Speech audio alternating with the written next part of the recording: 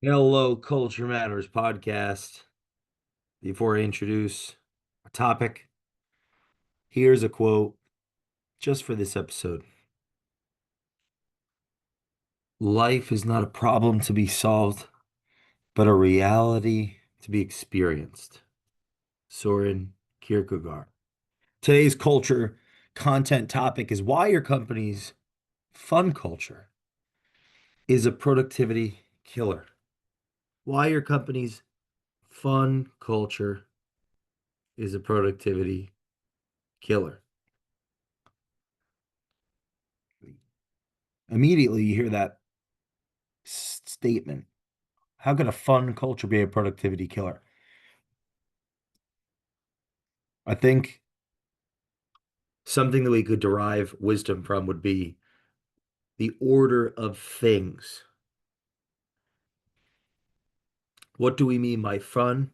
What do we mean by productivity? What do we mean by killer? Is management imposing pizza parties, bean bags, events, rituals in an attempt to mold and shape and influence? Or influence what? Influence more productivity, influence, try to create a false sense of purpose or a buy-in that isn't real because it's not coming from bottom up, it's coming from top down. Bottom up will be a consequence of the team, of the people actually seeing the culture, actually seeing the leadership, actually seeing the behaviors. I'll be a bit more granular here because, like, what is the culture? That's such a ubiquitous yet opaque term. It doesn't have meaning if we can't grasp it. Is it even graspable in language? We'll explore that as we go. Seeing the behavior, so the leadership. What's the leadership mean? Is it position? Is it just, oh, well, that's the leader. Look at their title, look at their rank, look at their status, look what they accomplished once in their life. Well, all of that is symbolically represented, linguistically represented, but it's based on past efforts and actions. If the This is the behavior piece. If the behaviors are not congruent with the title, the person in a position of authority and influence is no longer doing or modeling the behaviors that led to the results, which led to the belief, the trust based on the results, the belief based on a potential, which came before being granted the title, granted the recognition, granted the status. Those behaviors, there's habits, there's rituals of individualism based on their key performance indicators and whatever that leader and authority and title once did to get that authority and title, if those behaviors slag or don't keep up to the title, well, as opposed to admiration and adoration and inspiration, bottom up, there'll be confusion and opacity, and disdain and fear and anxiety and resentment. And the people bottom up will be more prone to buy into just about anything to create some sense of meaning. And ultimately, that could be what could be argued as, oh, you know, fun, anything other than work. So one of the surface level solutions to this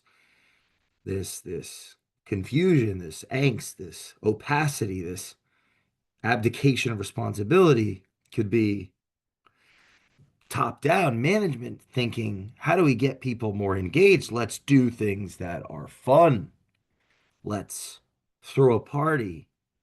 Let's buy this third party widget. Let's bring in this outside influence, the aunts, the uncles, to tell the children what they clearly aren't hearing from us.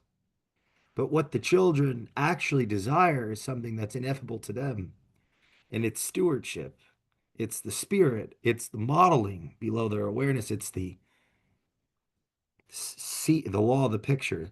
People do what people see. It's the experience of camaraderie that comes with the teamwork, right? There's two words there, team and work. What transcends the hierarchy, the title, the authority, is the sacrificial nature of work. Work. I'm not going to do anything other than this. There's a sacrificial element to work. I am going to do this. This is what I am doing. And it is the doingness of that doing that the doing. I'm going somewhere with this. The doing of that represents the being or uh the spirit of the values, it proves that this company is important, the customer is important, our mission is important. It matters, it has significance. The people will respond to that. If that is an anchor, so those in positions of authority and influence are engaged, they're sacrificing, um, they're working, they're communicating what they're doing and why they're doing it and how they're doing it, and they actually are doing it. As a consequence of that, and part of that doing it, what are they doing? It's going to be something oriented around customers. The customers are the focal point. Consequence of that focal point, top down, is that bottom up, the people are compelled to look up. They're compelled to aim up. They're compelled to not only look at the behaviors of those above them in the hierarchy of title and recognition, status and influence, the quote unquote leaders of the organization. They're looking up at them, but they're looking up even higher to the vision of what the culture can accomplish as a consequence of serving its customers, customers in the present, customers in the future, and of course, customers in the past is how the culture is responding to the conflicts that arise as things don't go as planned, as mistakes occur, as contradictions build up in the organization. That's where the fulfillment or there are certain values that will be acted out in a company culture through management, like humility, like courage. It takes courage to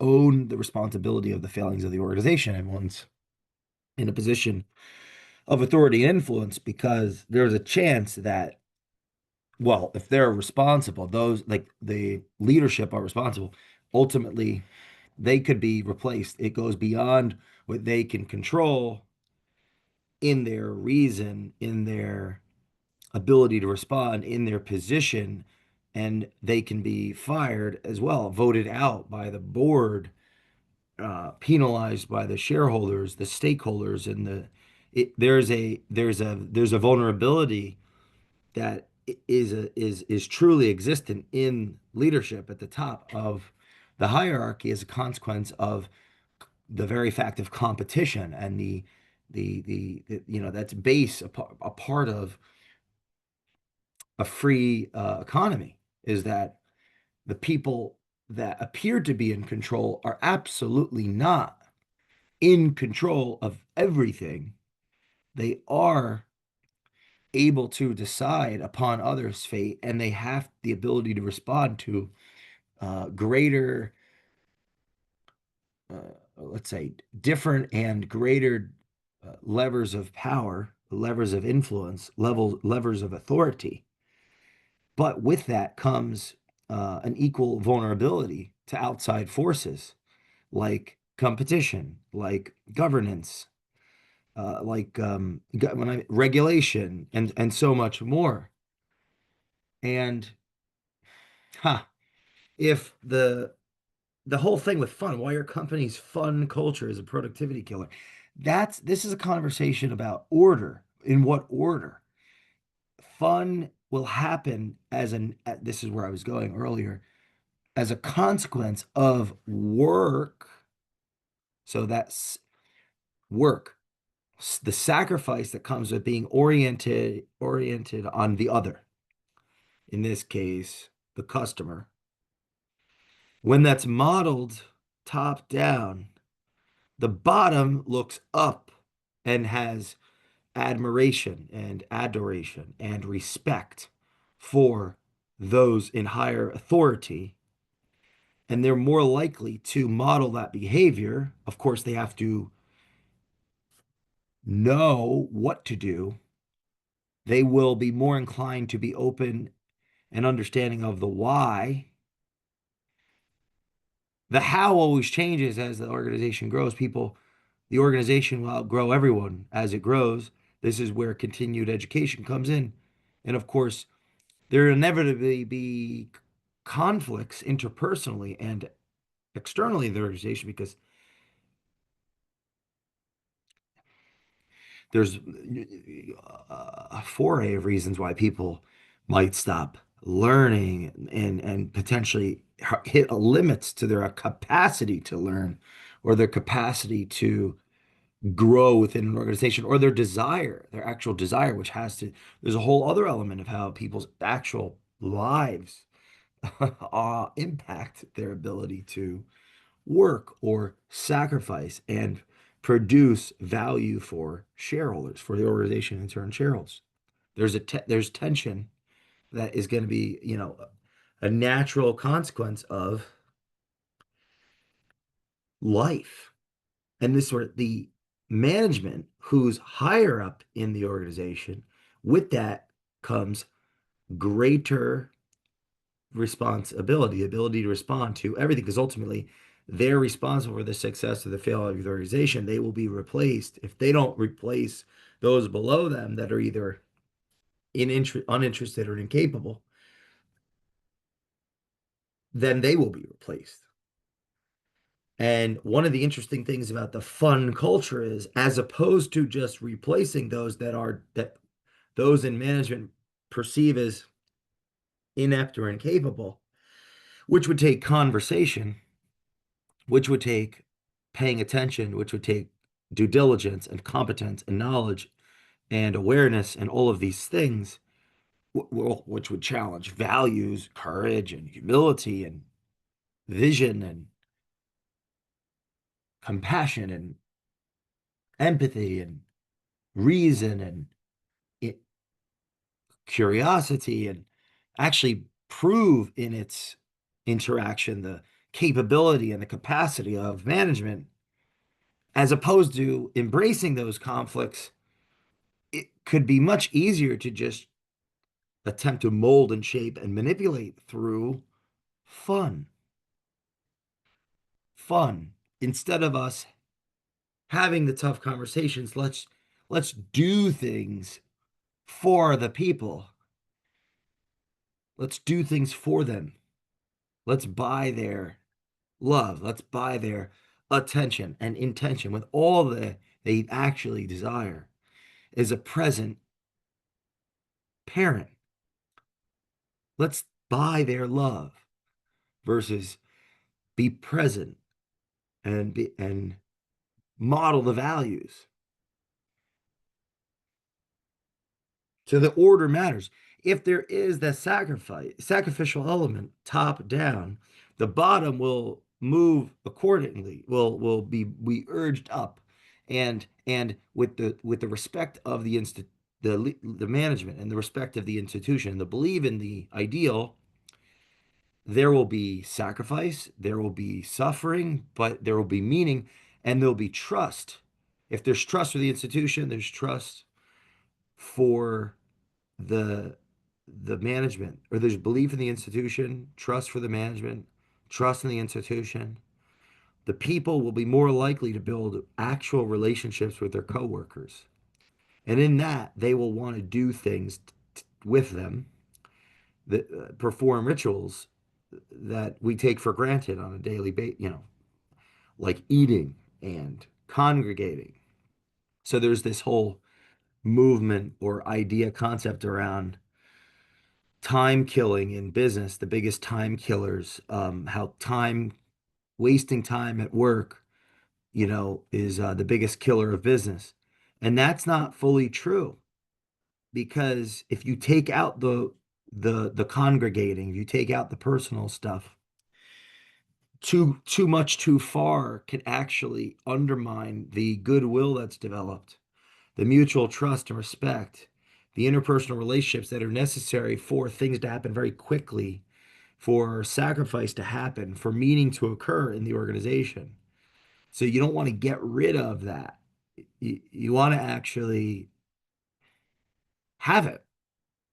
And if it's too little, then we've become apathetic as an organization. If it's too much, the organization could potentially be entitling everyone as a consequence to the abdication of responsibility top down. And now the bottom is being bought by the top. This is where you have, in a parental sense, trying to buy the children's love with things versus that quality time, the intention, the attention, and the things naturally will occur. Like, hey, let's do this together, or hey, I want to give you this, and it's coming as a consequence of the time spent really knowing what the child wants and what needs, and there's meaning in that, not just perceiving what the child wants or needs based on some pop cultural milieu as a consequence of the void of the relationship and just the judgments or the um yeah the biases of what we need to invest in the organization to have this fun, productive environment. It actually will, or whether that's a family, it'll backfire completely.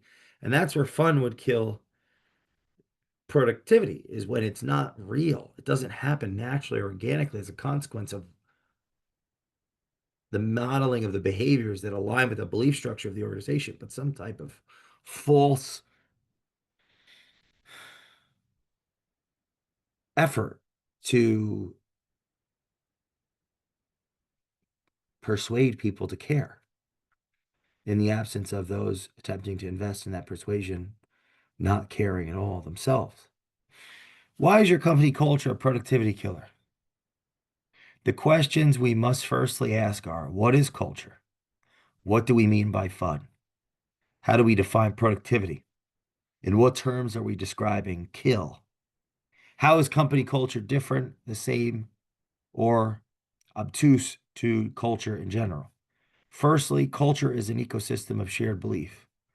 Culture are the rituals acted out, the values embedded in behavior, the stories driving the unconscious of the individuals comprising the group. At scale, culture is represented in language and symbolism and embodied in behaviors acted out, tolerated, and abhorred.